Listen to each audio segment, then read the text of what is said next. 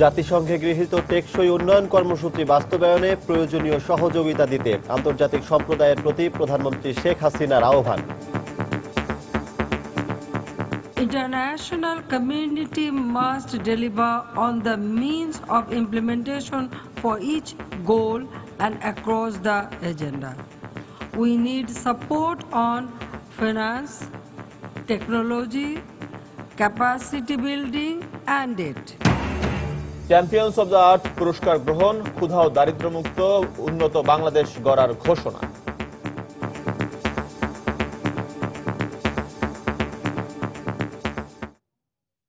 দেখছিলেন প্রধান শিরোনাম। দুপুরের সময় সঙ্গে আছি আমি সজল দাস এবং আমি এজি মাহমুদ। এবার অন্যান্য শীর্ষ সংবাদ। টিম অস্ট্রেলিয়াকে নিরাপত্তার বিষয়ে আশ্বস্ত করা হয়েছে, জানালেন স্বরাষ্ট্রমন্ত্রী। দেশে ফিরে পরবর্তী সিদ্ধান্ত জানাবে নিরাপত্তা পর্যবেক্ষকরা। ঈদের ছুটি কাটিয়ে সড়ক, নৌ ও রেলপথে আবারও ঢাকায় ফিরছেন কর্মজীবী মানুষ। চোখে মুখে এখনো উৎসব উদযাপনের সুখস্মৃতি, আজও অনেকে ঘরমুখী।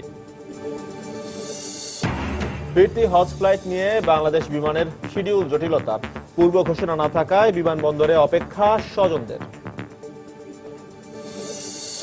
অভিযুক্তের সাজা বাড়ানো বা কমানোর ক্ষেত্রে নেই সুনির্দিষ্ট নীতিমালা। খেয়াল খুশি মতো রায় হয় ন্যায় বিচার বঞ্চিত অনেকেই, মন্তব্য আইন বিশেষজ্ঞদের। এবং সূর্যোদয় আর সূর্যাস্তের বেলাভূমি কুয়াকাটায় পর্যটকদের উপচে পড়া ভিড়, নিরাপত্তা দিতে তৎপর টুরিস্ট পুলিশ। জমজমাট নরসিংদীর ড্রিম হলিডে পার্ক।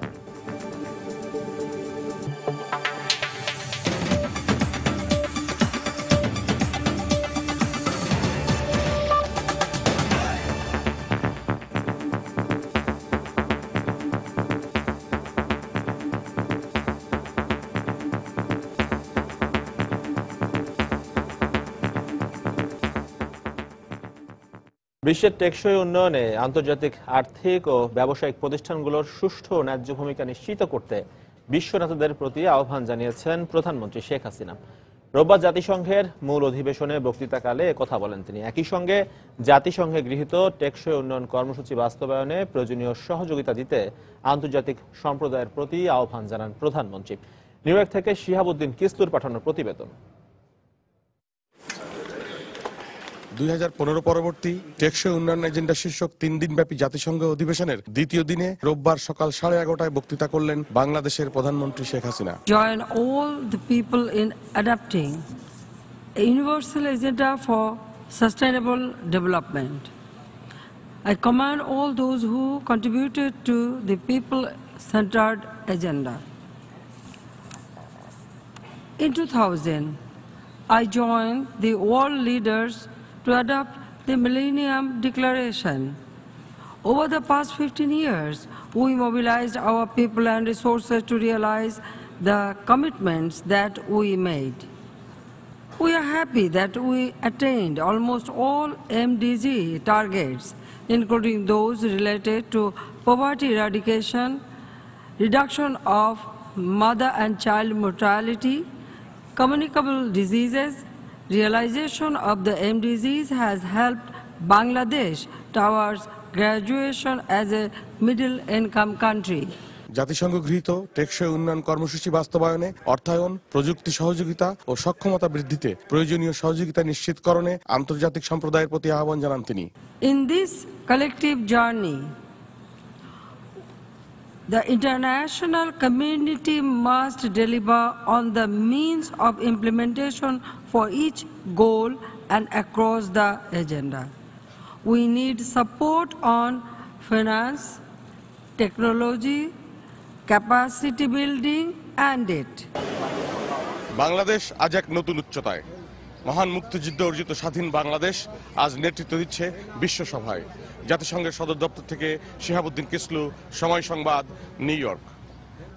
জাতিসংঘের পরিবেশ বিষয়ক সর্বোচ্চ পুরস্কার চ্যাম্পিয়ন্স অব দ্য আর্থ গ্রহণ করেছেন প্রধানমন্ত্রী শেখ হাসিনা। রোববার সন্ধ্যায় যুক্তরাষ্ট্রের একটি হোটেলে জাতিসংঘ পরিবেশ বিষয়ক কর্মসূচি ইউনেপের পক্ষ থেকে তার হাতেই পুরস্কার তুলে দেওয়া হয়। পুরস্কার গ্রহণ করে প্রধানমন্ত্রী বলেন, কারো সহায়তায় নয়, বাংলাদেশ জনগণের সহায়তায় গঠন করেছে জলবায়ু তহবিল। আমাদের নিউ ইয়র্ক প্রতিনিধি শিহাবুদ্দিন কিসলুর পাঠানো তথ্য ছবি নিয়ে ডেস্ক রিপোর্ট। প্রাকৃতিক সৌন্দর্যের এক অপার লীলাভূমির নাম বাংলাদেশ। যার এক প্রান্ত থেকে অপর প্রান্তে ছড়িয়ে থাকা নদীনালা, খালবিল আর দিগন্ত বিস্তৃত বনাঞ্চল তাকে বাঁচিয়ে রাখে প্রতিনিয়ত।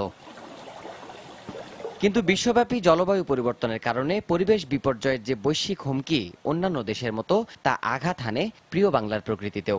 এতে দিনকে দিন বাড়ছে সমুদ্রে জলরাশির উচ্চতা, ক্ষতিগ্রস্ত হচ্ছে বনাঞ্চল। বিশ্বব্যাপী পরিবেশের ভারসাম্য রক্ষার নানা আন্দোলনের অংশীদার হয়েছে বাংলাদেশও।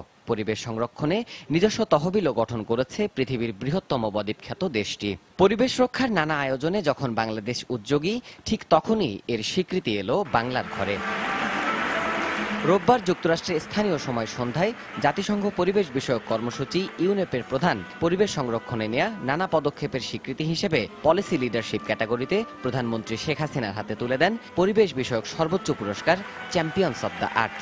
আন্তর্জাতিক বিশেষ এই স্বীকৃতি গ্রহণ করে শেখ হাসিনা বলেন, দেশের জনগণ চেয়েছে বলেই এই অর্জন সম্ভব হয়েছে, আর তাদের চেষ্টার ফলেই বাংলাদেশ নিজস্ব জলবায়ু তহবিল গঠন করতে পেরেছে।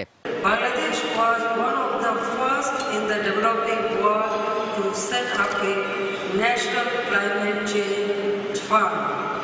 This national climate change fund, with our own resources, from our own budget, we allocated money and we adopted mitigation program.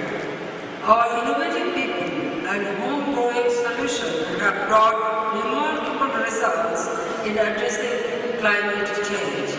বিশ্ব পরিমণ্ডল আরও একবার সম্মান জানালো বাংলাদেশকে। পুরস্কারদাতা কর্তৃপক্ষ বলছে, স্বল্পোন্নত দেশের প্রধানমন্ত্রী হয়েও শেখ হাসিনার এই পদক্ষেপ পরিবেশ রক্ষার উদাত্ত আহ্বান জানাবে গোটা বিশ্বকেই। সময় সংবাদ, নিউ ইয়র্ক। অস্ট্রেলিয়া ক্রিকেট দলকে নিরাপত্তা দেওয়ার পাশাপাশি সব ধরনের প্রস্তুতির কথা জানিয়ে আশ্বস্ত করা হয়েছে বলে জানিয়েছেন স্বরাষ্ট্রমন্ত্রী আসাদুজ্জামান খান কামাল। দুপুরে সচিবালয়ে অস্ট্রেলিয়া ক্রিকেট দলের বাংলাদেশ সফরের বিষয়ে বাংলাদেশ ক্রিকেট বোর্ড এবং টিম অস্ট্রেলিয়ার নিরাপত্তা পর্যবেক্ষক দলের সঙ্গে বৈঠকের পর তিনি কথা জানান। এ সময় নিরাপত্তার বিষয়ে কথা বলেন বিসিবি সভাপতি। তিনি জানান, অস্ট্রেলিয়ার প্রতিনিধি দলটি দেশে ফিরে তাদের সিদ্ধান্ত জানাবে। সিকিউরিটি অ্যালার্টের জন্য ওরা বাংলাদেশের ট্রাভেলটা পিছিয়ে দিয়েছে অস্ট্রেলিয়ান ক্রিকেট টিম। আমাদের তরফ থেকে ব্যাপারটা একদম স্পষ্ট করে বলতে চাই, আমরা কখনোই মনে করি না বাংলাদেশ ক্রিকেটে খেলার জন্য, এই আসন্ন যে সিরিজ চলার জন্য, টেররিস্ট অ্যাটাকের জন্য বাংলাদেশে ক্রিকেট খেলা যাবে না, এটা আমরা বিশ্বাসই করি না। ওনারা বসে এই ইনফরমেশনগুলো পাস করবেন তাদের ক্রিকেট অস্ট্রেলিয়া এবং গভর্নমেন্টের কাছে, ওখান থেকে সিদ্ধান্তটা আসলে আসবে। এখানে ওনারা কেউ এই সিদ্ধান্ত দিতে পারবেন না। আমরা এই সিকিউরিটি প্ল্যানটা আপগ্রেড করে দিচ্ছি। ওয়ার্ল্ড টি20 যখন হয়েছিল এখানটায়, তখন যে এই ধরনের সিকিউরিটি প্ল্যান তাদেরকে সিকিউরিটি দেওয়া হয়েছিল, ঠিক সিমিলার সিকিউরিটি আমরা তাদেরকে এবার দিব, যেটা নাকি অলমোস্ট ভিভিআইপি। আমাদের তরফ থেকে আমরা সব ধরনের প্রস্তুতি আমাদের আছে। সব ধরনের প্রস্তুতির সঙ্গে সঙ্গে আমরা কি মেজার আমরা নিয়েছি সিকিউরিটির জন্য, আমাদের ইনফরমেশন কালেকশনের জন্য, আমরা সেগুলো তাদেরকে জানিয়েছি। আমরা মনে করি তারা এতে অ্যাসিওর হয়েছেন এবং আমরা মনে করি তাদের অপিনিয়ন হয়তো চেঞ্জ করবেন। আওয়ামী লীগের উপদেষ্টা মণ্ডলীর সদস্য সুরঞ্জিত সেনগুপ্ত বলেছেন, অস্ট্রেলিয়া ক্রিকেট বোর্ড বাংলাদেশের নিরাপত্তা পরিস্থিতি নিয়ে যে আশঙ্কার কথা বলেছে তা পুরোপুরি ভিত্তিহীন।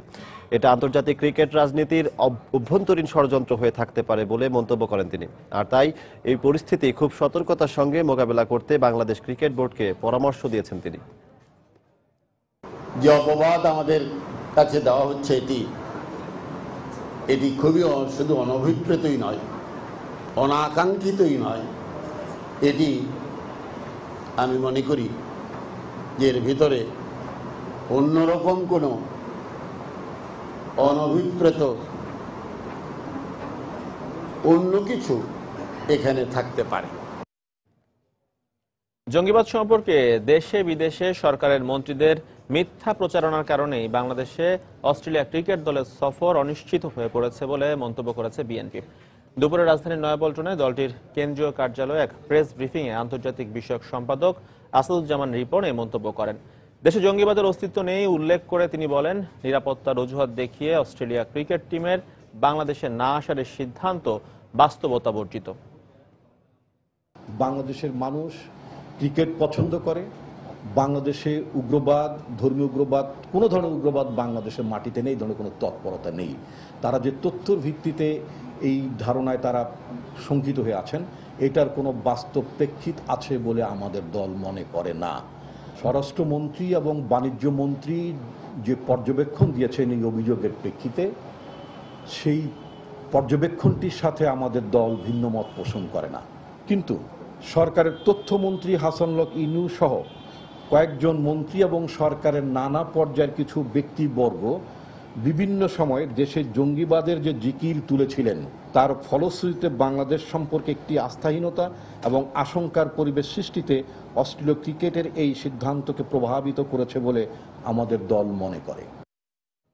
ঈদের ছুটি শেষে ঢাকা ফিরতে শুরু করেছেন কর্মজীবী মানুষ। পেশাগত কারণে দেশের বিভিন্ন জায়গা থেকে সড়ক, নৌ ও রেলপথে ছিল রাজধানীতে ফেরা মানুষের ভিড়। তাদের সবার চোখে মুখে আপনজনের সঙ্গে ঈদ আনন্দ উদযাপনের সুখদ স্মৃতি। সকাল থেকে দেশের বিভিন্ন অঞ্চল থেকে যাত্রী নিয়ে বেশ কয়েকটি ট্রেন আসে কমলাপুর স্টেশনে। ঈদের ছুটি কাটিয়ে সবাই ছিল অনেকটাই উচ্ছ্বসিত। তবে যাওয়ার সময় ট্রেনের শিডিউল বিপর্যয় হলেও ফেরার সময় কোনো ভোগান্তি না থাকায় বেশ আনন্দিত যাত্রীরা। এবার কোনো হয়রানি মনে হয় নাই। হ্যাঁ, ট্রেন তো আসলাম, শিডিউল টাইমে আসছি।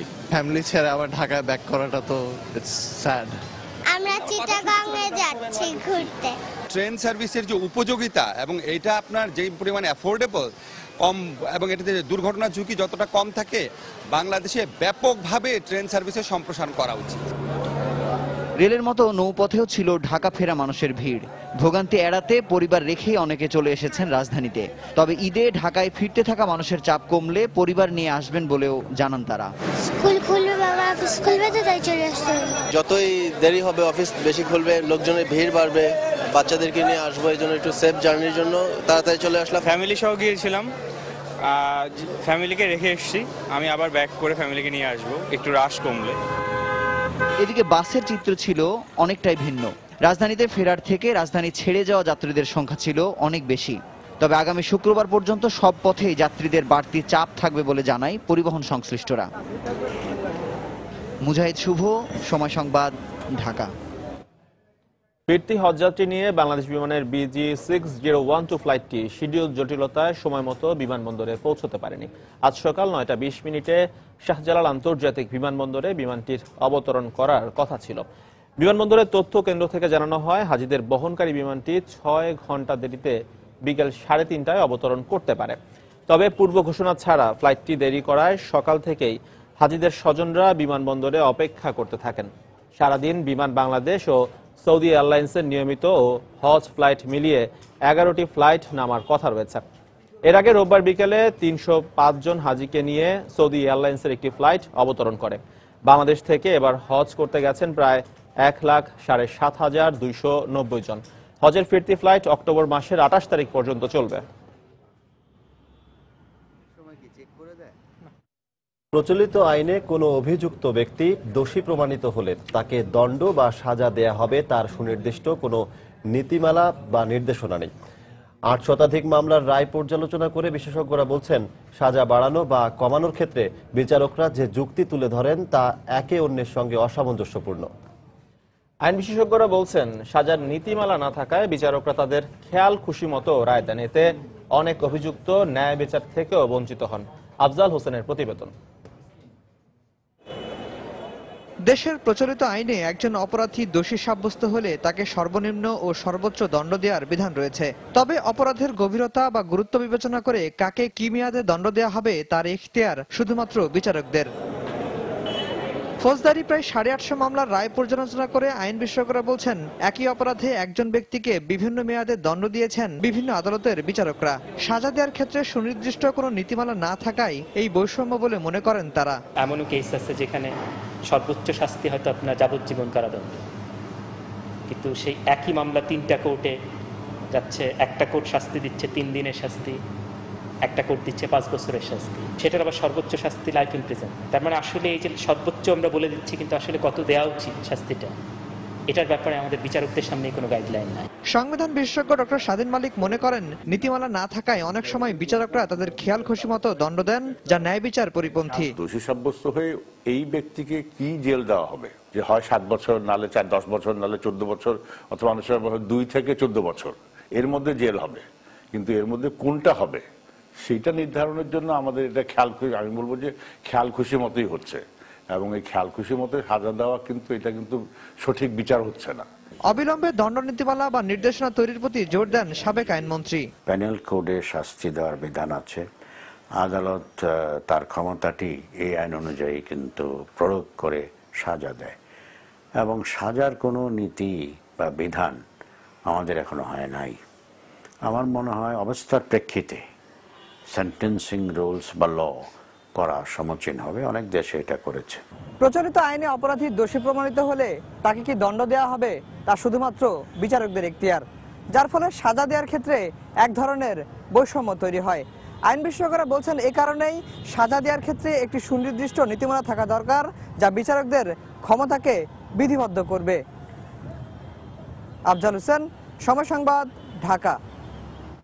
দর্শক, চট্টগ্রামের সন্দ্বীপ থেকে AK-22 সহ 23টি অস্ত্র জব্দ করেছে র্যাব ও কোস্টগার্ড। এ সময় 3 জনকে আটক করা হয়েছে। আর এই মুহূর্তে সেখানে রয়েছেন আমাদের সহকর্মী কমল দে। সরাসরি চলে যাচ্ছি কমলের কাছে। কমল।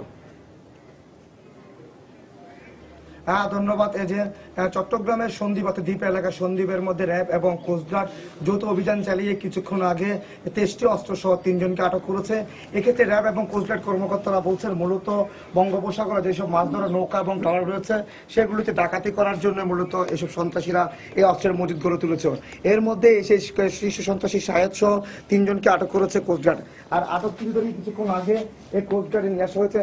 আমি এখন এই অস্ত্রের ব্যাপারে কথা বলবো। মূলত যে কোস্টগার্ড পূর্ব জোনের যে প্রধান রয়েছেন ক্যাপ্টেন শহীদুল ইসলামের সাথে আপনাদের অভিযানটা কি ছিল এবং এই অভিযান আপনারা কি পেয়েছেন? বিসমিল্লাহির রহমানির রহিম। এখানে উপস্থিত এখানে অস্ত্রটা কি কি ছিল এবং কি কি অস্ত্র পেয়েছেন, অভিযানটা কি ছিল? এখানে অ্যাকচুয়ালি অস্ত্র আমরা পেয়েছি শাহিদের বাড়ি থেকে একটি AK-22 ধরনের অস্ত্র, 2টি বিদেশি পিস্তল, 2টি রিভলভার, 4টি 1 শুটার গান, 9টি SBBL, 5টি পাইপ গান, সব মোট 23টি অস্ত্র আমরা শাহিদের বাসা থেকে। কেন তারা মজুত করছিল কেন অস্ত্রগুলো?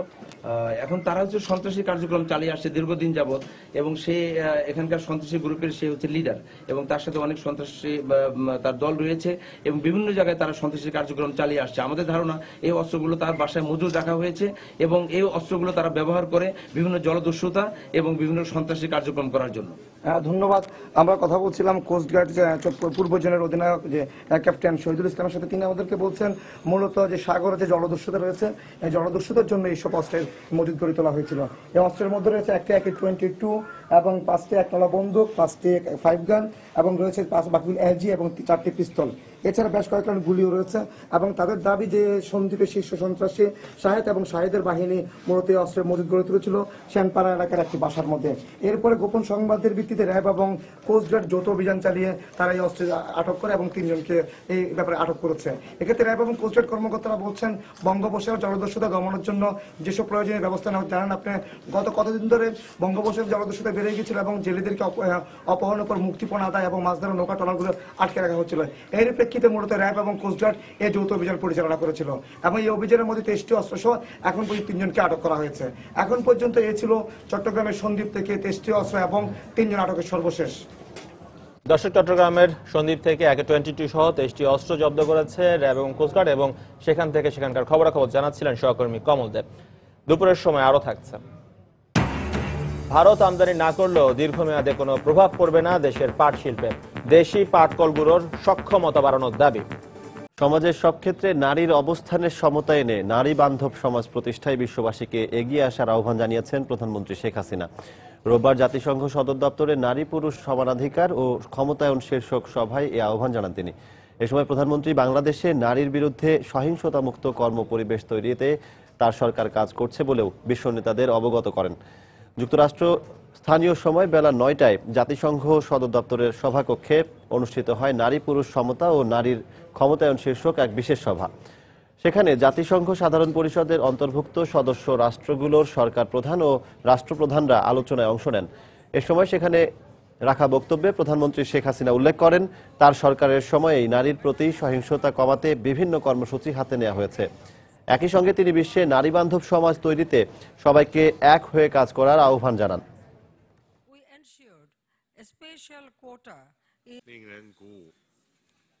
We shall continue to work for ending all forms of discrimination and violence against women. It is our commitment to continue to work for the social, economic and political empowerment of our women and give our girls higher education. বাংলাদেশের অগ্রগতি কেউই রুখতে পারবে না উল্লেখ করে প্রধানমন্ত্রী শেখ হাসিনা বলেছেন, বাংলাদেশে সন্ত্রাসবাদের কোনো স্থান নেই। রোববার যুক্তরাষ্ট্রে প্রবাসী বাংলাদেশিদের দেয়া সংবর্ধনায় তিনি একথা বলেন।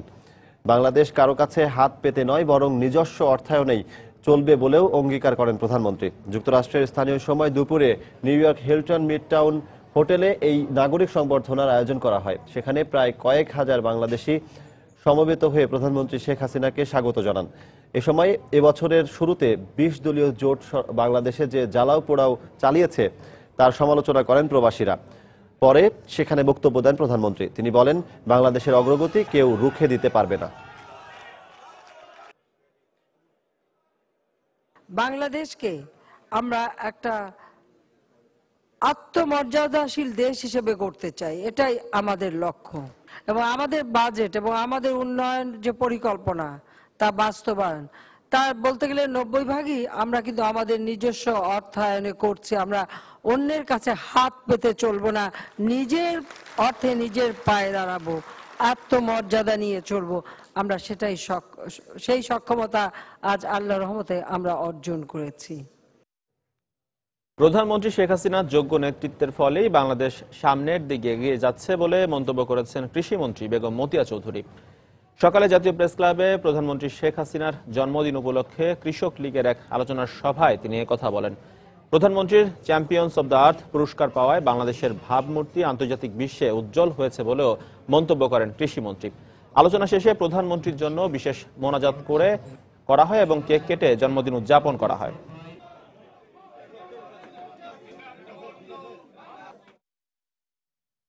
বিদেশের মাটিতে অবস্থানরত অবস্থায় দেশ নিয়ে মিথ্যাচার না করার জন্য বিএনপির প্রতি আহ্বান জানিয়েছেন স্বাস্থ্যমন্ত্রী ও আওয়ামী লীগ সভাপতিমণ্ডলীর সদস্য মোহাম্মদ নাসিম। প্রধানমন্ত্রী শেখ হাসিনার জন্মদিন উপলক্ষে দুপুরে ধানমন্ডি 32 নম্বরে স্বেচ্ছাসেবক লীগ আয়োজিত আলোচনা সভায় এ আহ্বান জানান তিনি। বেগম জিয়াকে বলতে চাই, আপনি দেশেও ভুল করেছেন, বিদেশে যেও মিথ্যাচার করে ভুল করছেন। আপনার যদি সাহস থাকে তাহলে 2019 সালের নির্বাচনের জন্য প্রস্তুত হন। জনগণ দেখে দেবে কে আপনার নেতা, কে আপনার নেত্রী নয়। খাবারের দোকান থেকে মণিহারি, ঘর গৃহস্থালী থেকে সাজসজ্জা, ডুগডুগি, রেশমি চুড়ি বা খেলনা কি নেই সেখানে। রাজধানীর চকবাজারের এই মেলাটি একই সঙ্গে বহন করছে ঐতিহ্যের স্মারকও।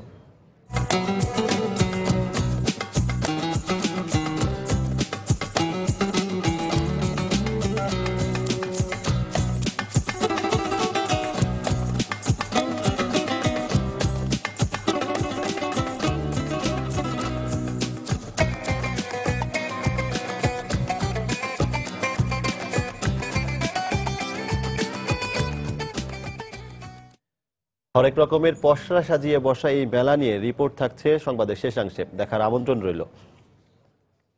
আজও ঢাকা ও ঢাকার বাইরের চামড়া আসছে হাজারীবাগের ট্যানারিগুলোতে। এরই মধ্যে চামড়ায় লবণ দেওয়ার প্রক্রিয়া শেষ হয়েছে। তবে গরম ও সময় মতো সংরক্ষণ করতে না পারায় অন্য বছরের তুলনায় এবার চামড়ার মান কিছুটা খারাপ বলে জানিয়েছেন ব্যবসায়ীরা।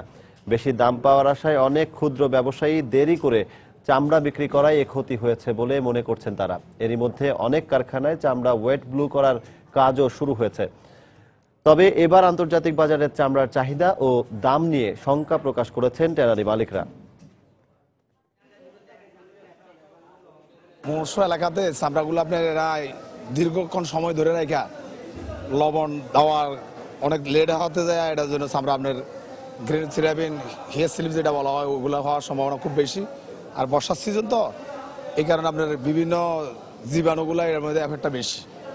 এই জন্য মানটা তার চামড়ার সাইজটা এবছর অনেক ছোট। মেডিকেলে ভর্তি পরীক্ষার ফল বাতিলের দাবিতে শিক্ষার্থীদের অবস্থান কর্মসূচি এবং মৌন মিছিলে বাধা দিয়েছে পুলিশ। দুপুর 12টার দিকে কেন্দ্রীয় শহীদ মিনারে অবস্থান কর্মসূচি শেষে শাহবাগের দিকে মৌন মিছিল নিয়ে আসে ভর্তি ইচ্ছুক শিক্ষার্থীরা। এ সময় পুলিশ বাধা দিলে শিক্ষার্থীরা শাহবাগ থানার সামনের রাস্তায় বসে প্রতিবাদ করে। এ সময় শিক্ষার্থীরা বলেন, যতক্ষণ পর্যন্ত পরীক্ষার ফল বাতিল করে নতুন করে পরীক্ষা না নেওয়া হবে ততক্ষণ পর্যন্ত আন্দোলন চলবে। গত 18 সেপ্টেম্বর সারা দেশে মেডিকেলে ভর্তি পরীক্ষা অনুষ্ঠিত হয়। এর একদিন পরই ফল প্রকাশ করা হয়। এরপর থেকেই বাদ পড়া শিক্ষার্থীরা প্রশ্নপত্র ফাঁসের অভিযোগ তুলে আন্দোলন করে আসছেন।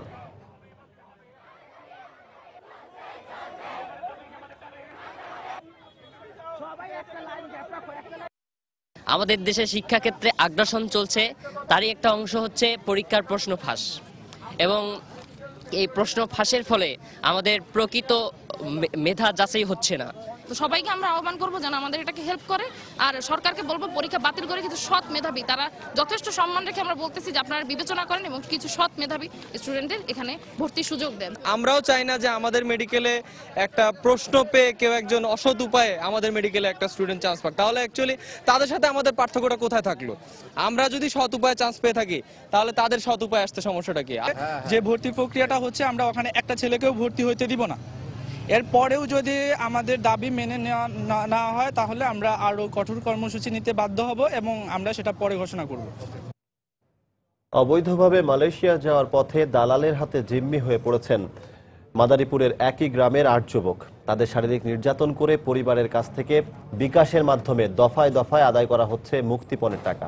এ অবস্থায় দালালদের দৃষ্টান্তমূলক শাস্তি দাবি করেছেন এলাকাবাসী। তবে পুলিশ এ ব্যাপারে কোনো সহায়তা না করলেও অভিযোগ পেলে ব্যবস্থা নেওয়ার আশ্বাস দিয়েছেন জেলা প্রশাসক। সঞ্জয় কর্মকার অভিযোগের তথ্য, শাহাদত আকুনের ছবি নিয়ে ডেস্ক রিপোর্ট। সারাক্ষণ ছবি হাতে ছেলের অপেক্ষায় চোখের জল ফেলছেন মাদারীপুর সদর উপজেলার দত্তকেন্দিয়া ইউনিয়নের শ্রীনদী বাজিতপুর গ্রামের অহিদুলের মা কোহিনুর বেগম। 1 বছর আগে দালালদের খপ্পরে পড়ে অবৈধভাবে মালয়েশিয়া যাওয়ার পথে থাইল্যান্ডের জঙ্গলে জিম্মি হয়ে পড়ে অহিদুল। সেই থেকে দালালরা শারীরিক নির্যাতন করে বিকাশের মাধ্যমে অহিদুলের পরিবারের কাছ থেকে দফায় দফায় আদায় করছে টাকা। দালালদের 1,85,000 টাকা দিয়েও অহিদুলের মুক্তি না হওয়ায় দিশেহারা তার পরিবার। আমার ছেলের চাপ দিচ্ছে যে টাকা দে, তুই আনাল তোরে মারি হেলাম গুলি করে। ভিক্ষা চাইয়ে উঠাইছি, মনে করেন 1,85,000 টাকা জোগাইছি, তারপরে এটা দিছি। দালালে আর কি করে থাইল্যান্ডের দিকে পারি করে নাই। শুধু অহিদুলই নয়, এই তালিকায় রয়েছে একই গ্রামের দুলাল, সুমন, সবুজ, জুয়েল, লুৎফর, রেঞ্জেল ও মকবুল। তাদের স্বজন ও এলাকাবাসীদের অভিযোগ, মালয়েশিয়া যাওয়ার প্রলোভন দেখিয়ে শ্রীনদী বাজিতপুর গ্রামের মানব পাচারকারী চক্রের সদস্য জাহাঙ্গীর হাওলাদার দীর্ঘদিন ধরে অসহায়দের জিম্মি করে পরিবারের কাছ থেকে আদায় করছে টাকা। এমন ঘটনায় দালালদের দৃষ্টান্তমূলক শাস্তির দাবি করেছে এলাকাবাসী। তবে এ ব্যাপারে কথা বলতে রাজি হয়নি পুলিশ। ফোন দিছে যে যদি টাকা না দেয়, আমরা টাকা না দেই 2 দিনের ভিতরে, তাইলে ওরে মারা ফেলাইবে। কত কষ্ট আছে, কত না খাই না মনে বলতারি না, আমি খবর মতন কাজ নাই। অবশ্য এ ব্যাপারে লিখিত অভিযোগ পেলে দ্রুত দালালদের বিরুদ্ধে ব্যবস্থা নেওয়ার আশ্বাস দিলেন জেলা প্রশাসনের শীর্ষ এই কর্মকর্তা। অবৈধভাবে কেউ বিদেশে না যায়, যাচাই বাছাই করে যায়, সে আমরা কন্টিনিউয়াস এটা আমাদের সমন্বয় কমিটি আমরা দেখি, বিভিন্ন সভা সমাবেশ করে থাকি। তারপরে যদি কোনো অভিযোগ থাকে আমরা আইনগত ব্যবস্থা আইনের আওতায় আনবো। এ ঘটনার পর থেকে অভিযুক্ত দালাল চক্রের সদস্য জাহাঙ্গীর হাওলাদার পলাতক রয়েছেন। আর পরিবারের অভিযোগ, এ ব্যাপারে মাদারীপুর সদর থানায় আইনগত ব্যবস্থা নিতে গেলে আদালতে মামলা করার পরামর্শ দেয় পুলিশ। সময় সংবাদ, মাদারীপুর। নানামুখী সমস্যায় জর্জরিত রাঙামাটি সরকারি কলেজের কার্যক্রম। শিক্ষক সংকট থেকে শুরু করে আবাসন, শ্রেণীকক্ষ, পাঠাগারের বই সবখানেই তীব্র সংকট বিরাজ করছে বলে অভিযোগ শিক্ষার্থীদের। ঝুঁকিপূর্ণ একাডেমিক ভবনে শঙ্কার মধ্যে চলছে শিক্ষার্থীদের পাঠদান প্রক্রিয়া। এ অবস্থায় নতুন একাডেমিক ভবন নির্মাণের কথা জানান জেলা প্রশাসক। রাঙামাটি থেকে হেফাজত সবুজের তথ্য ও ছবি নিয়ে ডেস্ক রিপোর্ট। রাঙামাটির এই সরকারি কলেজটি জেলার সবচেয়ে প্রথিতযশা শিক্ষা প্রতিষ্ঠান। প্রায় 3,500 শিক্ষার্থী এই কলেজে স্নাতক ও স্নাতকোত্তর শ্রেণীতে পড়াশোনা করছেন। অথচ নানা সমস্যায় জর্জরিত এই কলেজটি। নেই প্রয়োজনীয় শিক্ষক, পর্যাপ্ত ক্লাসরুম।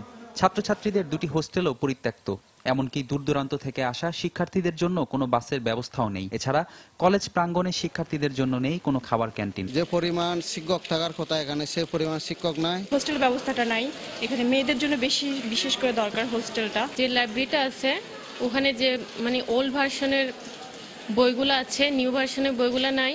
এদিকে বর্তমান একাডেমিক ভবনের বিভিন্ন জায়গায় বড় ধরনের ফাটল দেখা দিয়েছে, খসে পড়েছে ছাদের পলেস্তরা। ঝুঁকিপূর্ণ এই ভবনে শ্রেণী কার্যক্রম চলায় যে কোনো দুর্ঘটনায় প্রাণহানির আশঙ্কা করছেন কলেজের শিক্ষক শিক্ষার্থীরা। এই অবস্থায় নতুন একাডেমিক ভবন নির্মাণের দাবি তাদের। 3 তলার মধ্যে আপনার পানি পড়তেছে, ওই ছাদের ফুটো হয়ে ভূমিকম্প হয়, এটা ভেঙে পড়তে পারে। আমরা ঝুঁকি নিয়ে ক্লাস এবং পরীক্ষাগুলো পরিচালনা করছি। যদি অতি শীঘ্র এই সমস্যাগুলো সমাধান করা না হয়, বিশেষ করে ভবন সংস্কার বা নতুন ভবন যদি তৈরি না হয়, তাহলে আমরা পরবর্তীকালে হয়তো কোনো প্রাণহানির আশঙ্কাও করছি। এদিকে জেলা প্রশাসক জানালেন, নতুন একাডেমিক ভবন নির্মাণে দরপত্র যাচাই বাছাই শুরু হয়েছে। যে টেন্ডারগুলো দাখিল হয় তার মধ্যে থেকে বাছাই করে ইতিমধ্যে একটিকে চূড়ান্তভাবে অনুমোদনের অপেক্ষা আছে। এটা চূড়ান্তভাবে অনুমোদন হয়ে গেলেই নতুন ভবন নির্মাণ আশা করি শুরু হবে। আর এছাড়া ছোটখাটো যে সমস্যা আছে, যে ক্যান্টিনের সমস্যা কিংবা পরিবহনের সমস্যা, এগুলো সমাধানের প্রচেষ্টা চলছে। 1965 সালে স্থাপিত রাঙ্গামাটি সরকারি কলেজ 3 পার্বত্য জেলার অন্যতম প্রাচীন ও স্বনামধন্য শিক্ষা প্রতিষ্ঠান। বর্তমানে এ কলেজে 10টি বিষয়ে স্নাতক ও 4টিতে স্নাতকোত্তর পড়ানো হয়। সময় সংবাদ, রাঙ্গামাটি। ভারত পাট আমদানি না করলেও দেশের পাট শিল্পে দীর্ঘমেয়াদে কোনো প্রভাব পড়বে না। এমনকি দেশি পাটের মান ভালো হওয়ায় ভারত ছাড়াই রপ্তানি বাজার ঠিক রাখা সম্ভব বলে মনে করছেন ব্যবসায়ীরা। সেক্ষেত্রে দেশি পাট কলগুলোর সক্ষমতা বাড়ানো প্রয়োজন বলে মনে করছেন তারা। এদিকে নিজেদের উৎপাদিত পণ্যের সর্বোচ্চ ব্যবহার নিশ্চিতে সব ধরনের পদক্ষেপ নেওয়া হচ্ছে বলে জানিয়েছেন পাট প্রতিমন্ত্রী। বিস্তারিত জানাচ্ছেন কামরুল হাসান সবুজ। গত 10 সেপ্টেম্বর পাট ও পাটজাত পণ্য আমদানির ক্ষেত্রে নতুন নিয়ম জারি করে ভারত সরকারের জুট কমিশন। নিয়ম অনুযায়ী প্রত্যেক ভারতীয় আমদানিকারককে দেশটির পাট কমিশন থেকে অনাপত্তিপত্র সংগ্রহ করতে হবে। এতে করে বাংলাদেশ থেকে আমদানি বন্ধ করা না হলেও নানা জটিলতায় কার্যত বন্ধ হয়ে পড়ে দুই দেশের মধ্যে পাটের আমদানি রপ্তানি। এমন পরিস্থিতিতে ব্যবসায়ীরা বলছেন, বর্তমান বিশ্ব রাজনৈতিক ও অর্থনৈতিক অস্থিরতার মধ্যে ভারতের এই সিদ্ধান্তে সাময়িক ক্ষতির মুখে পড়েছে পাট রপ্তানিকারক প্রতিষ্ঠানগুলো। বাংলাদেশ থেকে পাট এবং পাটজাত যে সমস্ত দেশের রপ্তানি হয়, সেই সমস্ত দেশের ম্যাক্সিমাম দেশগুলি আছে অস্থিতিশীল অবস্থায়। এই মুহূর্তে যদি আমরা ইন্ডিয়াতে সাপ্লাই দিতে পারি, তাহলে আমাদের সাপ্লাই এবং উৎপাদন ব্যবস্থাটা ঠিক থাকবে। তবে এই সিদ্ধান্তের নেতিবাচক প্রভাব বিবেচনায় কিছুটা শিথিলতা এনে গত 15 সেপ্টেম্বর আরেকটি প্রজ্ঞাপন জারি করে ভারত। তবে এরপরও নতুন চুক্তিগুলোতে থেকে যায় প্রতিবন্ধকতা। অবশ্য ব্যবসায়ীরা বলছেন, দীর্ঘমেয়াদে এর কোনো নেতিবাচক প্রভাব পড়বে না দেশের পাট শিল্পে। ভারত না নিলেও আমাদের কোনো অসুবিধা নাই, কিন্তু এই মুহূর্তে যে সমস্ত মালগুলো আমাদের কাছে কন্ট্রাক্টেড আছে বা ভবিষ্যতে যাবে 2-3 মাসে, এটা তো একটা প্ল্যান প্রোগ্রাম করে একটা ব্যবসায়িক ধারা করতে হবে। তাদের প্রয়োজন হলে নেয়, নাইলে নিবে না। We are not dependent on India only. আমরা তো তখন বুঝতে পারলাম যে আমার বায়ার এটা নাই। এদিকে পাট প্রতিমন্ত্রী জানালেন, দুই দেশের ব্যবসায়িক সম্পর্ক জোরদার করার পাশাপাশি এই শিল্প রক্ষায় নেওয়া হচ্ছে কার্যকর সব পদক্ষেপ। এটা আমরা আতঙ্কিত না, কারণ ভারত সরকার যে সিদ্ধান্ত নিয়েছে সেই সিদ্ধান্ত যদি বাস্তবায়ন তারা রাখে, তারা আমাদের চেয়ে আরো বেশি ক্ষতিগ্রস্ত হবে। ম্যান্ডেটরি প্যাকেজিং অ্যাক্ট, সেই আইনটি বাস্তবায়ন করলে পাটের জন্য কারো মুখের দিকে তাকিয়ে থাকতে হবে না। বাংলাদেশের রপ্তানির চিত্রে দেখা যায় 2013-14 অর্থ বছরে মোট কাঁচা পাট রপ্তানির 22% আমদানি করা ভারত গত অর্থ বছর আমদানি করেছে মাত্র 13%। কামরুল হাসান সবুজ, সময় সংবাদ, ঢাকা। সূর্যোদয় আর সূর্যাস্তের বেলাভূমি সমুদ্র সৈকত কুয়াকাটা। ঈদের ছুটিতে কুয়াকাটায় পর্যটকদের উপচে পড়া ভিড়। প্রিয়জনদের সঙ্গে নিয়ে উচ্ছ্বাস আর আনন্দে সাগরের ঢেউয়ে ভাসছেন সবাই। ঈদের আনন্দ উপভোগ করতে দেশের বিভিন্ন স্থান থেকে ছুটে আসছেন পর্যটকরা, আর তাদের নিরাপত্তা দিতে তৎপর রয়েছে কুয়াকাটা পৌরসভা ও টুরিস্ট পুলিশ। মোহাম্মদ মনির হোসেন বাদলের তথ্য ও সুজন নামের ছবি নিয়ে ডেস্ক রিপোর্ট। 1998 সালে কুয়াকাটাকে পর্যটন কেন্দ্র ঘোষণা করা হয়। এরপর থেকে পরিচিতি পায় সাগর কন্যা নামে। ঈদের ছুটিতে দেশ বিদেশ থেকে আসা পর্যটকদের পদচারণায় মুখরিত এখন সমুদ্র সৈকত কুয়াকাটা। এবছর আবহাওয়া ভালো থাকায় ঈদের দিন থেকে শত শত পর্যটকের উপস্থিতিতে মুখরিত কুয়াকাটা। আর আনন্দঘন এই মুহূর্তটাকে উপভোগ করতে ব্যস্ত সবাই। বিচটা খুবই ভালো লাগছে, খুবই সুন্দর, সবাই ঈদের আনন্দ করতে এসেছে। আমাদের এখানে এসে খুবই ভালো লাগছে, এখানকার পরিবেশ এবং ওভারঅল সবকিছুই খুব ভালো। এখানে সূর্য উদয় এবং অস্ত দেখা যায়, রিস্ক ফ্রি একটি জায়গা। তো এখানে আমরা ঘুরে অনেক মজা পাচ্ছি, পরিবারের সাথে বন্ধু বান্ধবের সাথে অনেক মজা করছি। আমরা ঈদের ছুটিতে ঢাকা থেকে এসেছি, পরিবার নিয়ে অনেক মজা করছি। সাগরকন্যায় এসে পাশে অনুষ্ঠান হচ্ছে, সবাই মিলে আড্ডা দিচ্ছি, খুবই ভালো লাগতেছে। কুয়াকাটার ওয়েদারটাও এখন খুবই ভালো, খুবই মজা লাগতেছে আমার। ঈদে বেড়াতে আসা পর্যটকদের নিরাপত্তার জন্য প্রয়োজনীয় ব্যবস্থা নেওয়ার কথা জানালেন পৌরসভার কাউন্সিলর। আইন শৃঙ্খলা পরিস্থিতি, নৌ পুলিশ ফাঁড়ি, কুয়াকাটা ট্যুরিস্ট পুলিশ এবং মহিপুর ফাঁড়ির পুলিশ, কলাপাড়া থানার পুলিশ যথেষ্ট নিরাপত্তার ব্যবস্থা করছে। এখানে আসা দেশি বিদেশি পর্যটকদের নিরাপত্তায় সার্বক্ষণিকভাবে তৎপর ট্যুরিস্ট পুলিশও। পর্যটকদের নিরাপত্তা দেওয়ার জন্য আমাদের যথেষ্ট ফোর্স মোতায়েন রয়েছে, তারা 24 ঘন্টা শিফটিং ওয়াইজ ডিউটি করে যাচ্ছে। আমাদের এখানে যারা বিচ এলাকা গোসল করতেছেন তাদের জন্য আমাদের নিরাপত্তার ব্যবস্থা গ্রহণ করা হয়েছে। উন্নত সড়ক যোগাযোগ, পর্যাপ্ত নিরাপত্তা ব্যবস্থা, সরকারি বেসরকারি পর্যায়ে মোটামুটি মানসম্মত হোটেল মোটেল নির্মাণ, রাখাইনদের বৌদ্ধ মূর্তি ও তাদের সংস্কৃতি, পর্যটন মৌসুমে দেশি বিদেশি পর্যটকদের টেনে আনে সাগরকন্যা কুয়াকাটা। সময় সংবাদ, পটুয়াখালী। দেশের অন্যতম চিত্ত বিনোদন কেন্দ্র নরসিংদীর ড্রিম হলিডে পার্কে চলছে ঈদের আমেজ। ঈদের দিন থেকে শুরু হয়েছে দর্শনার্থীদের ভিড়। সমুদ্রের ঢেউ, ভূতের রাজ্য আর বুলেট ট্রেনের সান্নিধ্যে মাতোয়ারা সবাই। এদিকে দেশি বিদেশি পর্যটক ও দর্শনার্থীদের আকৃষ্ট করতে ড্রিম হলিডে পার্কে আন্তর্জাতিক মানে রূপ দিতে চেষ্টা চলছে বলে জানিয়েছেন ব্যবস্থাপনা পরিচালক আশিকুর রহমান পিয়ালের তথ্য, কাউসার আহমেদের ছবি নিয়ে ডেস্ক রিপোর্ট। ঈদ মানে খুশি, ঈদ মানে আনন্দ। তাই ঈদের আনন্দ আরো উপভোগ্য করতে বর্ণিল সাজে সেজেছে প্রাকৃতিক সৌন্দর্যপূর্ণ গাছগাছালির মনোরম পরিবেশ বেষ্টিত নরসিংদীর ড্রিম হলিডে পার্ক। ঈদের দিন থেকেই এ বিনোদন কেন্দ্রে ভিড় করছেন শিশু, কিশোর, তরুণ তরুণী সহ সব বয়সের মানুষ। কেউ কেউ প্রিয়জনের সঙ্গে, আবার কেউ কেউ এখানে ঘুরে বেড়াচ্ছেন পরিবার পরিজন নিয়ে। সকাল থেকেই এখানে ছুটে আসেন বিনোদন প্রেমী মানুষজন। ঈদের ছুটিতে একটু খোলামেলা জায়গায় বেড়ানোর মাঝে অন্যরকম এক অনুভূতি খুঁজে পেয়েছেন তারা। পার্কে ঘুরতে এসে অনেক মজা লাগছে, এত গরমের মধ্যে খুব আনন্দ পাচ্ছি। আমার খুব ভালো লাগতেছে যে ঈদের এই আনন্দ মুহূর্তে বাচ্চারা অনেক কিছু খেলতে পারতেছে, অনেক কিছু আনন্দ উপভোগ করতেছে। অন্যান্য পার্কের তুলনায় স্পেস অনেক ফাঁকা এবং ঘোরাফেরার জন্য খুবই ভালো। আমি তো সবসময় আমার রোগী আবার হসপিটাল নিয়ে আমি ব্যস্ত থাকি, এই কারণে কখনো আমি আনন্দ করার সুযোগ পাই না। ঈদ উপলক্ষে আমি একটু সুযোগ পাইছি। প্রায় 75 বিঘা জমির উপর নির্মিত এই পার্কটিতে রয়েছে নানান আকর্ষণীয় রাইডস। এখানে এলেই দেখা মিলবে হিমালয় পর্বতের সাদৃশ্য ফ্যান্টম হিল। স্বপ্নের এই পার্কে বসবাস করছে ইতালি থেকে আনা 30টি ভূত। পাশাপাশি রয়েছে বুলেট ট্রেন, রোলার কোস্টার, অত্যাধুনিক সুইমিং পুল, বাম্পার কার, আইস পাহাড় সহ নানা আকর্ষণীয় রাইডস। তবে সবচেয়ে আনন্দ দিচ্ছে ওয়েব পুল, যেখানে কিছুক্ষণ দাঁড়িয়ে কান পাতলেই শোনা যাবে সমুদ্রের গর্জন। তাই এই ওয়েব পুলে নেচে গেয়ে আনন্দে মাতোয়ারা দেশের বিভিন্ন প্রান্ত থেকে আসা দর্শনার্থীরা।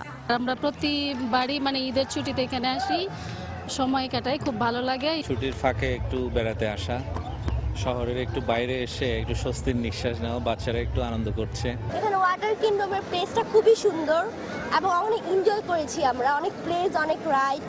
পার্কের ব্যবস্থাপনা পরিচালক জানালেন, দর্শনার্থীদের জন্য নতুন নতুন আকর্ষণীয় রাইডস সংযুক্ত করা হচ্ছে। আগামীতে আমরা এমন কিছু রাইড আনবো যে রাইডগুলা শুধু আমাদের দেশীয় যারা পর্যটক, শুধু ওনারা না, যারা বাহির থেকে এখন আমাদের পার্কে আসেন ওনারাও খুব সেই রাইডগুলি দেখে খুব আনন্দিত হবেন। প্রতিদিন সকাল 9টা থেকে সন্ধ্যা 7টা পর্যন্ত খোলা থাকে পার্কটি, আর এতে প্রবেশে লাগে 200 টাকা। সময় সংবাদ, নরসিংদী।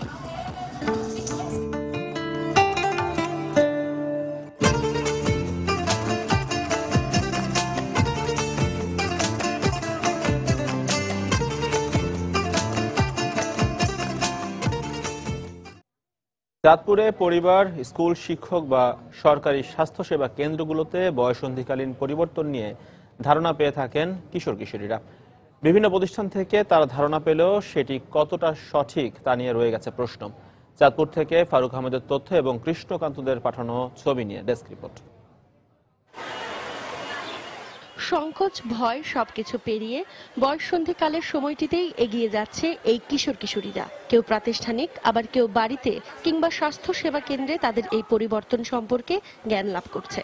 সাধারণত 10 বছরের পর থেকে এই বয়ঃসন্ধিকালটা শুরু হয়, আর বয়ঃসন্ধিকালে বিভিন্ন শারীরিক ও মানসিক পরিবর্তন হয়। বাইরে থেকে কেউ এসে বলে না বা আমাদের ঘরে আমরা বলতে হয়তো আনইজি ফিল করি, এজন্য আমরা জানতে চাই না কিভাবে বয়ঃসন্ধিকালে সচেতন থাকা যায়।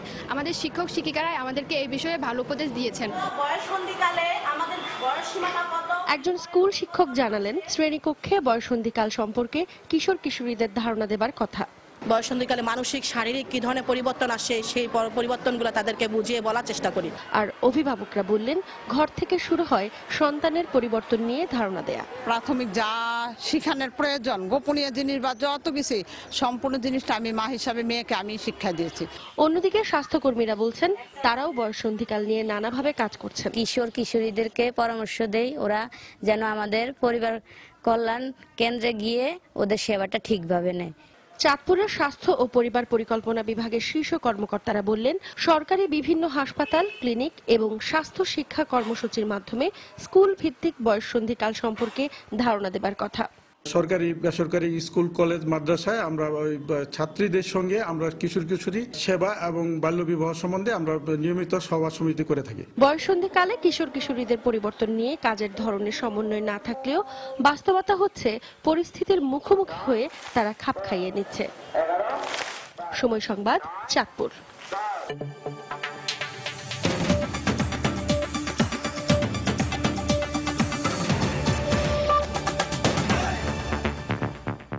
দুর্নীতি বন্ধ করতে না পারলে বিশ্বব্যাপী দারিদ্র্য নিরসনে জাতিসংঘের পরিকল্পনা বাস্তবায়ন করা সম্ভব হবে না বলে মন্তব্য করেছেন মার্কিন প্রেসিডেন্ট বারাক ওবামা। রোববার জাতিসংঘের টেকসই উন্নয়ন শীর্ষ সম্মেলনের শেষ দিনে দেয়া ভাষণে এই কথা বলেন তিনি। 28 মিনিটের এই বক্তব্যে সামাজিক সমতা, নারীর ক্ষমতায়ন, সিরিয়ার রাজনৈতিক সংকট ও অভিবাসী সংকট নিয়েও কথা বলেন ওবামা। সিরিয়ায় রাশিয়া ও পশ্চিমা বাহিনীর আইএস বিরোধী অভিযান যেন দেশটির গৃহযুদ্ধকে প্রভাবিত না করে সে বিষয়েও সতর্ক থাকার কথা বলেন মার্কিন প্রেসিডেন্ট। টেকসই উন্নয়নে জাতিসংঘ সদস্য রাষ্ট্রগুলোকে দুর্নীতি বন্ধে আরও স্বচ্ছ ও জবাবদিহিতার সঙ্গে কাজ করারও পরামর্শ দেন তিনি।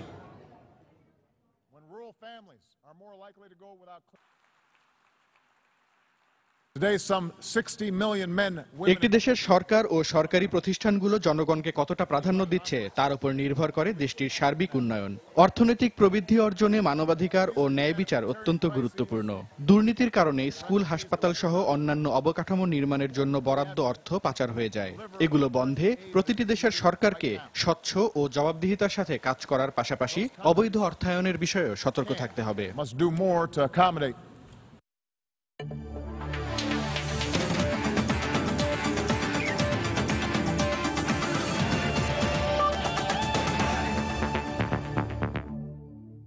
জাতীয় নারী ক্রিকেট দলের পাকিস্তান সফর প্রসঙ্গ।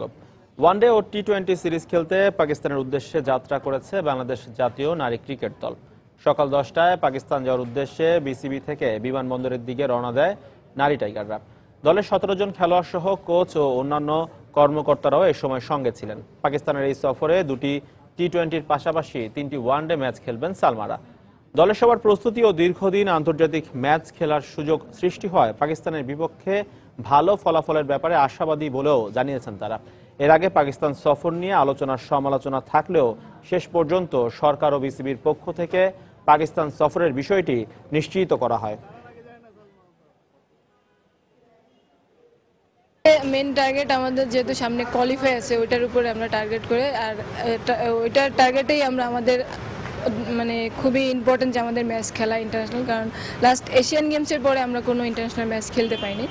যদি ম্যাচ খেলি ম্যাচে কিন্তু অনেক কিছু ইমপ্রুভ করা যায়, এটার জন্য আমাদের ম্যাচটা খুব ইম্পর্টেন্ট। এই ম্যাচটা খেললে আমরা কিছু কিছু হয়তো ভুল যেগুলো আছে ওইগুলো আমরা এই কদিন আরও শুধরাই নিতে পারবো। আমাদের ক্রিকেট বোর্ড যেটা করছে ওটা অনেক আমাদের জন্য অনেক মানে সেফলি করতেছে, কারণ ওনারাও চায় না যে আমরা কোনো বিপদে পড়ি, কারণ আসলে আমাদের থেকে পাকিস্তানের ওরাই বেশি বিপদে পড়বে যদি কোনো কিছু হয়। আমাদের কিন্তু কোনো সমস্যা হবে না আল্লাহর রহমতে, কিন্তু আমরা স্যাটিসফাই যে আমাদের বিসিবি যে আমাদের মানে পাকিস্তানের সঙ্গে কথা বলে যে সিকিউরিটি নিচ্ছে আমরা অনেক খুশি। বিনোদন কেন্দ্র বা দর্শনীয় স্থান না হয়েও হাজারো লোকের সমাগম। বেশিরভাগ ব্যবসা প্রতিষ্ঠান যখন বন্ধ, তখনও সকাল থেকে মধ্যরাত অবধি চলে কেনাবেচা। ঈদের ছুটিতে জনশূন্য ঢাকায় এত লোকের ভিড় দেখে চমকে যেতে হয় কিছুটা। অর্ধশতকেরও বেশি সময় ধরে ঈদ পরবর্তী মেলা চলছে রাজধানীর চকবাজারে। কামাল হোসেনের ক্যামেরায় আরো জানাচ্ছেন মিজানুর রহমান কবির। সকাল থেকে হরেক রকম দোকান সাজিয়ে বসলেও মেলা জমে ওঠে বিকেলের পর। চকবাজারের কয়েকটি রাস্তা ও গলিতে লোক সমাগম থাকে প্রায় মধ্যরাত পর্যন্ত। স্থানীয়রা জানান, কয়েক দশক ধরে চলা এই মেলাটি কেবল 2 ঈদের পর 4 থেকে 5 দিন ও মুহররম মাসে একদিনের জন্য বসে। এটা ঈদ মেলা কয়, পাকিস্তান আমল এটা আমি করি। এটা আপনার বিকাল 4টার পর থেকে জমে। 1962 সনে থেকে এই মেলা মধ্যে আসে, এই পর্যন্ত দেখতেছি, আল্লাহ দেখাইতেছে। মূলত ঢাকা ও আশপাশের এলাকা থেকে দোকানিরা আসেন এই মেলায়। একেবারে শুরুর দিকে ঐতিহ্যবাহী খাবারের কয়েকটি দোকান থাকলেও দিনে দিনে বেড়েছে দোকান ও পণ্যের সংখ্যা। ছুটির সময়ও যারা রাজধানীতে থাকেন তারাই মূলত এসবের ক্রেতা। ঢাকার আশপাশ থেকেও অনেকে আসেন পরিবার পরিজন নিয়ে। সব ঢাকার মানুষরা আসে, আমরা প্রতিবারই আসি। মাসের বড় মিষ্টি এইটা সেটা, এই যে দেখেন সবকিছু এখানে বিক্রি হচ্ছে। বাচ্চাদের খুশির জন্য আর কি কেনাকাটা করতেছি। অনেক খেলনা দোকান দেখতেছি, আরো কিছু কেনার চেষ্টা করতেছি। 34 বছর ধরে মেলা করি, কিন্তু এবারকার কুরবানিতে ইনশাআল্লাহ ভালো বেচা কিনা। শুধু খাবার বা মণিহারিই নয়, ঘর গৃহস্থালির নানা উপকরণও মেলে এ মেলায়। আনন্দের সঙ্গে পছন্দের জিনিস কেনার সুযোগটা ক্রেতাদের কাছে তাই ঈদ বিনোদনের বাড়তি পাওনা বলে মনে হয়। মেলাতে আলাদা মজা আছে, সব রকম সবকিছু পাওয়া যায়। বাচ্চাদের থেকে নিয়ে একটা মেয়েদের সংসারের জন্য যা যা দরকার সবই পাওয়া যায় মেলাতে। ক্রেতা বিক্রেতাদের মন্তব্য, মুসলিম সম্প্রদায়ের ধর্মীয় উৎসবকে ঘিরে এ মেলা বসলেও এখন এটি হয়ে গেছে সার্বজনীন। স্থানীয় লোকজন বলছেন, এই মেলার ঐতিহ্যকে বাঁচিয়ে রাখতে তারা সর্বাত্মক প্রচেষ্টা চালাচ্ছেন। কেননা এই মেলা একাধারে যেভাবে তাদের দৈনন্দিন জীবনের যে প্রয়োজন সেসব জিনিসের যোগান দিচ্ছে এবং এটি হয়ে উঠছে ঈদের পরবর্তী আরেকটি বিনোদন কেন্দ্র। মিজানুর রহমান কবির, সময় সংবাদ, চকবাজার মেলা, ঢাকা। দুপুরের সময় এই পর্যায়ে শীর্ষ সংবাদ জানিয়ে দিচ্ছি আরেকবার। টেকসই উন্নয়ন কর্মসূচি বাস্তবায়নে সহযোগিতা দিতে আন্তর্জাতিক সম্প্রদায়ের প্রতি প্রধানমন্ত্রী শেখ হাসিনার আহ্বান। চ্যাম্পিয়ন অব দ্য আর্থ পুরস্কার গ্রহণ। টিম অস্ট্রেলিয়াকে নিরাপত্তার বিষয়ে আশ্বস্ত করা হয়েছে, জানালেন স্বরাষ্ট্রমন্ত্রী। দেশে ফিরে পরবর্তী সিদ্ধান্ত জানাবে নিরাপত্তা পর্যবেক্ষকরা। অভিযুক্তের সাজা বাড়ানো বা কমানোর ক্ষেত্রে নেই সুনির্দিষ্ট নীতিমালা। খেয়াল খুশি মতো রায় হওয়ায় ন্যায় বিচার বঞ্চিত অনেকেই, মন্তব্য আইন বিশেষজ্ঞদের। চট্টগ্রামের সন্দ্বীপ থেকে AK-22 সহ 23টি অস্ত্র জব্দ করেছে র্যাব ও কোস্টগার্ড, 3 জন আটক। এবং ঈদের ছুটি কাটিয়ে সড়ক, নৌ ও রেলপথে আবারও ঢাকায় ফিরছেন কর্মজীবী মানুষ। চোখে মুখে এখনো উৎসব উদযাপনের সুখস্মৃতি, আজও অনেকে ঘরমুখী। দর্শক, এই ছিল দুপুরের সময়। যে কোনো খবর পেতে ভিজিট করুন সময়নিউজ.tv আর সঙ্গেই থাকুন সময়।